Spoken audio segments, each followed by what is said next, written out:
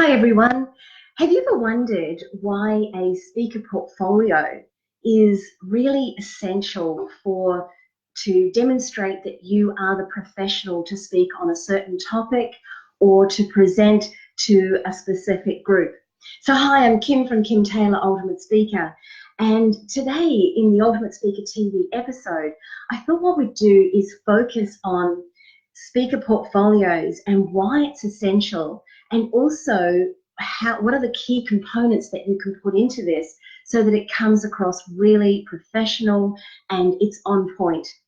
So if you're wondering why a speaker portfolio is really essential, first of all, the timing's perfect now to be doing this, because what's happening is we're already over into July. It's only a matter of 6 months or so before we're at the end of the year, and presenters, organizations, they're actually looking for keynote speakers very, very soon, if not already, for 2020. So now's the time to be bringing together those key things so that you can send it through to the event coordinators, the meeting planners, and give them the credible information that you do, your specialized field, and talk about why you would be a great person to speak.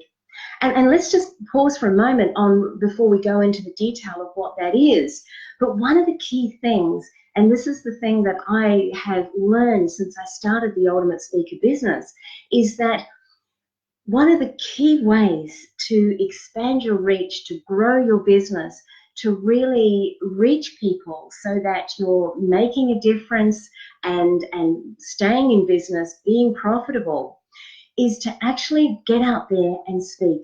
Now, whether that's networking, whether that's organizations, whether it's going into other particular industries and their seminars and their conferences, then whatever way that is, speaking gets you out there.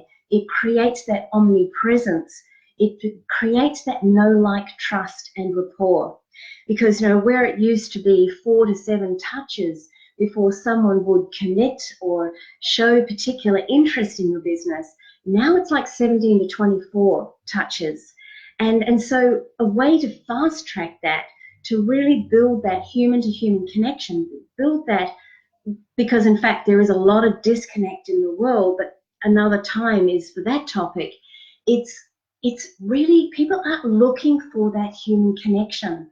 And one of the best ways to actually create that for someone is to do it through presentations, do it through speaking at networking events, become known.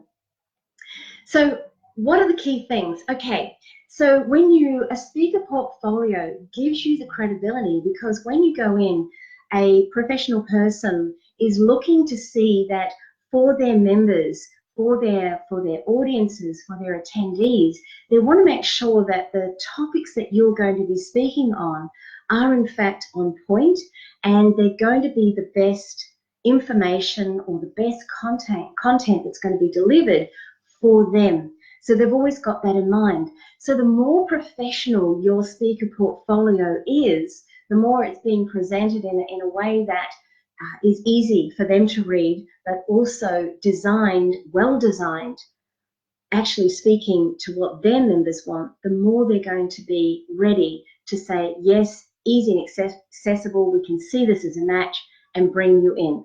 Okay? So some of the key things that you need to remember. First of all, it's about the introduction. Now, the introduction is an introduction about you. It's talking about the talk topics that you've designed, not the talk topics themselves, but it's the actual talk topics, why they're designed for their audience. And then you might want to, in fact you'd want to include, what is the system that you use? So for example, with mine, it's the 9 Steps to Ultimate Speaker Training System. So that Ultimate Speaker Training System gives them certainty that you've actually got a framework that you put your business into. So maybe it's the 5 steps to wealth creation, or what else would it be? Creating your best version of yourself in 6 easy stepping stones. I'm thinking off the top of my head, but you just want to give them certainty that you have a system that will speak to them. So that's one. The next thing is to include an audio or a video. Now, I would suggest that you include a video, because they will actually want to see that you're presenting your information, and they want to see you presenting the information is what I mean to say. So they want to see you in action.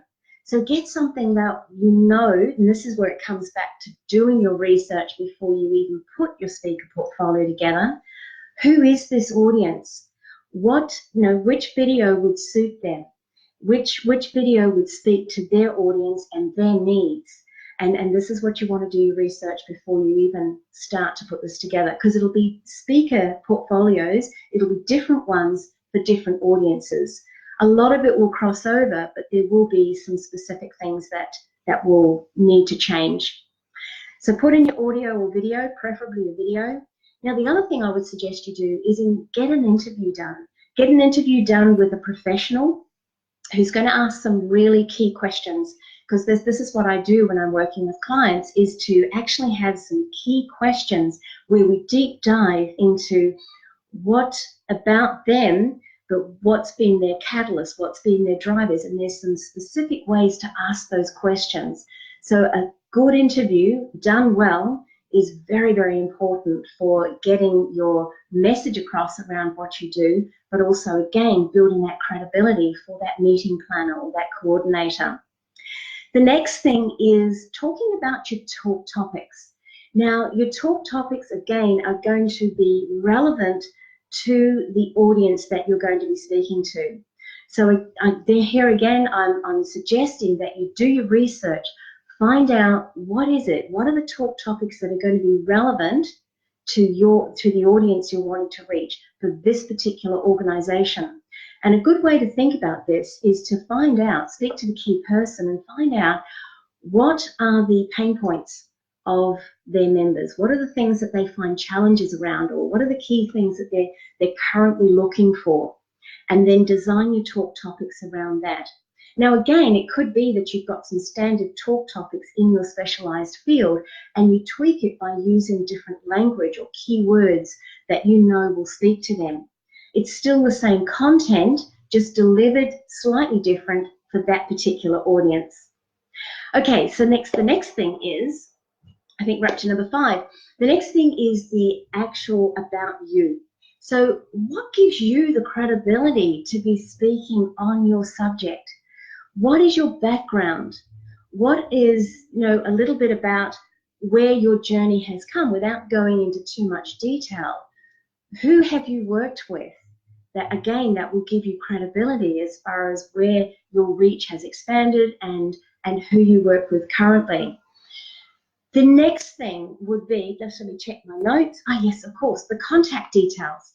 So contact details are definitely your website, and definitely your email and your mobile number. It is also often your link to your speaker sheet. Now, the speaker sheet is like a summary of everything that you do. Now, the reason why this is important is that when you've got a summary, it's a little bit about you and what is the system or the process that you use for your business. So it's like a summary, beautifully laid out. It can be 1 page or 2 pages. And then the other part of it is to look at some key testimonials and again, some key things about who you are. It could even include some of the key people that you've worked with. So very, very clear, very precise, but a summary of your speaker portfolio. And that one's called a speaker sheet. And what happens there is it just means that the meeting planner or the coordinator can actually take that sheet and use it to send it out to the key people that are involved, or even use it as being information to share about you. So again, you're making it really easy for them. And then what you want to do is you want to bring in some professional images. Now, what I'm going to suggest is that you really do get professional images done.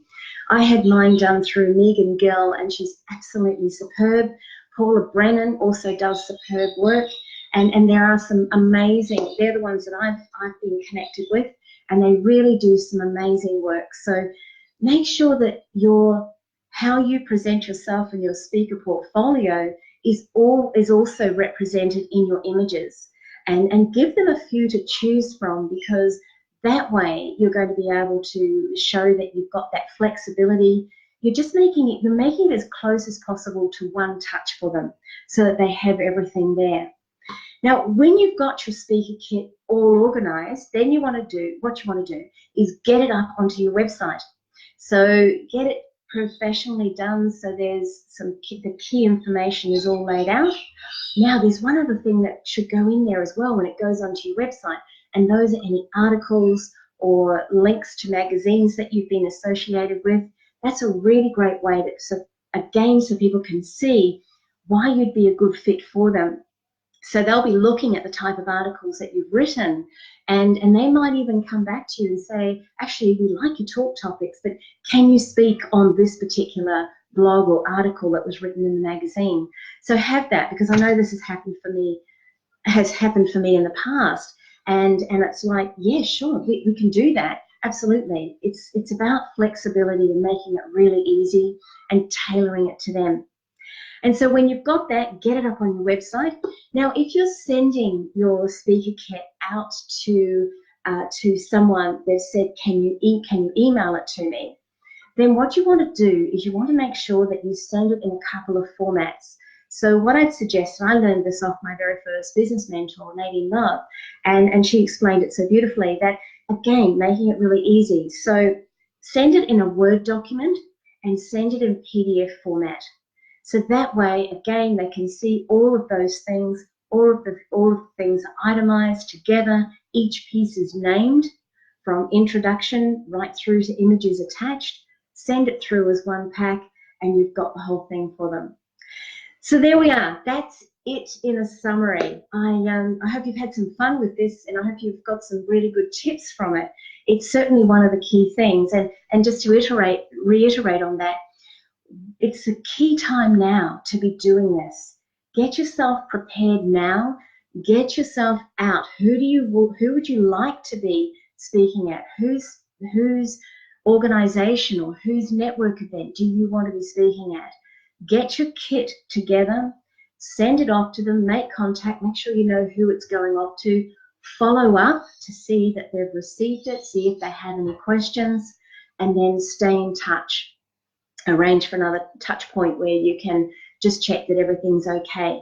Because the thing is, if they say no this time, what can often happen is that a keynote speaker can change, or there's a change in schedule, someone can't make it, and they go, oh, actually, we need to think of, and they think of you, and they think, okay, let's contact you. And because you've made it so easy for them, it's easy to go, okay, we're doing this topic, this day, we've got it organized, let's go. So there's some key points. So have some fun with it. And as always, if you've got any questions around this, you need some help, private message me or click on the link to learn more, and we can have a chat about that.